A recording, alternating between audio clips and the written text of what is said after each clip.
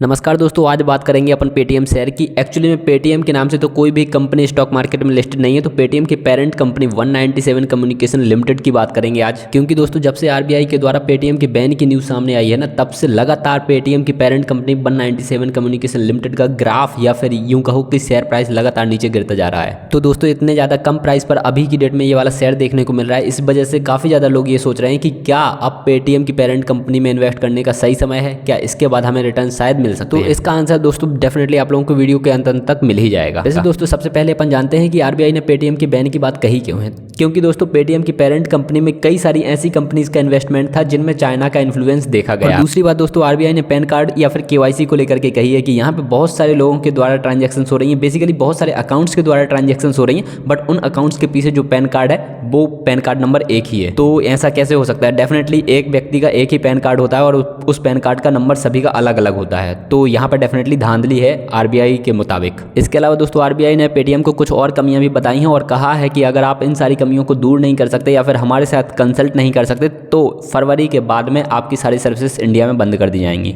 अब दोस्तों आप लोग यहाँ पे सोच सकते हो कि वैसे ये कंपनी सर्विसेज देती कौन कौन सी है। तो ये company basically digital ecosystem provide करती है consumers as well as merchants को। यहाँ पर आज की डेट में आप लोगों को पता होना चाहिए कि 500 मिलियन प्लस क्लाइंट्स हो चुके हैं, जिनमें से 25 मिलियन तो मर्चेंट्स हैं, बाकी सारे कंज्यूमर्स हैं। और ये कंपनी सर्विसेज में कौन कौन सी सर्विसेज देती है? तो basically payment services, financial services, commerce services ये कंपनी प्रोवाइड करती है। और पैसा कैसे कमाती है? तो आप लोगों ने देखा होगा कि आप लोग जब इस एप्लीकेशन के थ्रू कहीं पर शॉपिंग करते हो या फिर कहीं पर आप लोग पेमेंट वगैरह करते हो तो ये कंपनी कई बार गेटवे फीस के तौर पर या फिर कन्वीनियंस फीस के तौर पर काफ़ी सारा पैसा ले लेती हो। और कई सारी एडवर्टाइजमेंट कंपनी भी होती हैं जो इनके प्लेटफॉर्म पर अपने प्रोडक्ट को शोकेस कराना चाहती हैं, तो इन चीज़ों के लिए भी पेटीएम चार्ज करता है। तो बेसिकली इन्हीं सारी चीज़ों से ये कंपनी पैसा कमाती है। और वैसे आज की डेट में जब मैं ये वीडियो क्रिएट कर रहा हूँ तो इस टाइम पे इस कंपनी का करंट शेयर प्राइस चल रहा है 420 रुपये और मार्केट कैपिटलाइजेशन है 26,640 रुपये। एंड आपको ये वाली चीज़ जरूर पता होना चाहिए, जब इस कंपनी ने अपना आईपीओ लॉन्च किया था तो उस टाइम पे इस कंपनी की मार्केट कैपिटलाइजेशन थी लगभग 1.5 लाख रुपये। तो आप अंदाजा लगा सकते हो जिन्होंने उस टाइम पे इस कंपनी में इन्वेस्ट किया हुआ होगा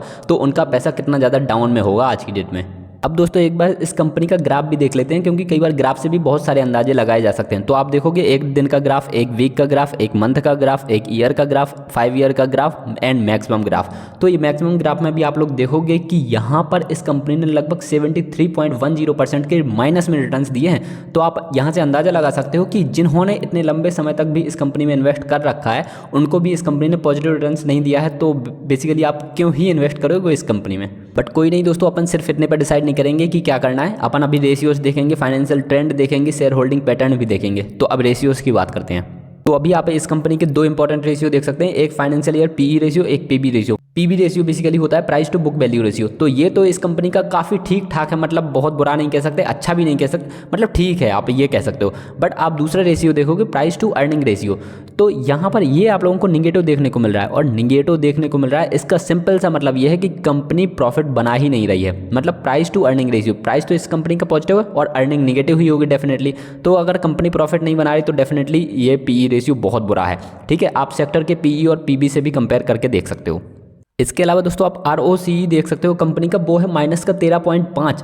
इसका सिंपल सा मतलब ये समझ सकते हो आप कि रिटर्न ऑन कैपिटल एम्प्लॉयड, मतलब आपने या फिर आपने एक कंपनी बनाई, वो उस कंपनी में आपने बेसिकली 100 रुपये लगाए और 100 रुपये लगाने के बाद आप लोग 1 साल के अंदर मतलब 1 साल के अंत में उस कंपनी से सिर्फ और सिर्फ 86.5 रुपये ही अर्न कर पा रहे हो। मतलब ये भी अर्न नहीं है, ये रेवेन्यू है, प्रॉफिट नहीं है। ये 100 रुपये लगाए और 86.5 रुपये ही अगर आप अर्न कर पा रहे हो, वो भी अभी तक टैक्स और इंटरेस्ट वगैरह नहीं काटा गया है। अगर आप वो भी काट लोगे ना तो अंततः आपका जो अर्निंग निकलेगी ना वो निकलेगी 80 के आसपास। तो आपने अगर 100 रुपये लगाए और 80 ही आए तो यहाँ पर क्या ही फायदा हुआ आपको, आप तो घाटे में गए ना 20 रुपये। तो बेसिकली इस ROCE माइनस 13.5 का यही मतलब है। इसके अलावा दोस्तों शेयर होल्डिंग पैटर्न भी इस कंपनी का बहुत ही अजीब है। यहाँ पर देखोगे टोटल प्रोमोटर होल्डिंग 0% है, मतलब इस कंपनी के जो प्रोमोटर्स हैं उनको ही अपनी कंपनी पर भरोसा नहीं है। इसी वजह से तो उन्होंने अपनी सारी इक्विटी यहाँ से बेच दी।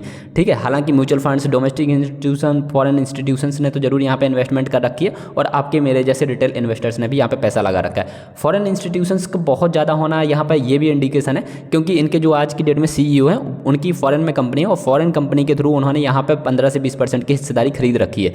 तो उसकी वजह से फॉरेन इंस्टीट्यूशंस की इन्वेस्टिंग थोड़ी और ज़्यादा हो गई है।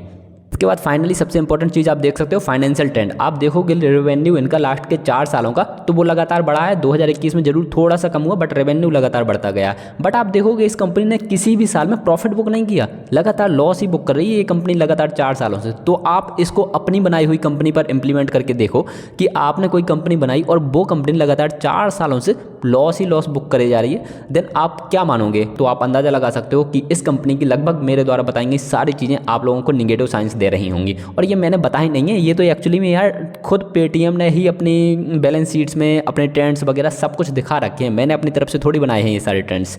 तो बेसिकली दोस्तों फाइनली मेरी राय तो पर्सनली यही है कि मैं पर्सनली इस कंपनी में अभी के लिए इन्वेस्ट नहीं करने वाला, भले ही ये कंपनी थोड़ी और डिस्काउंट में ही क्यों ना मिल जाए मुझे।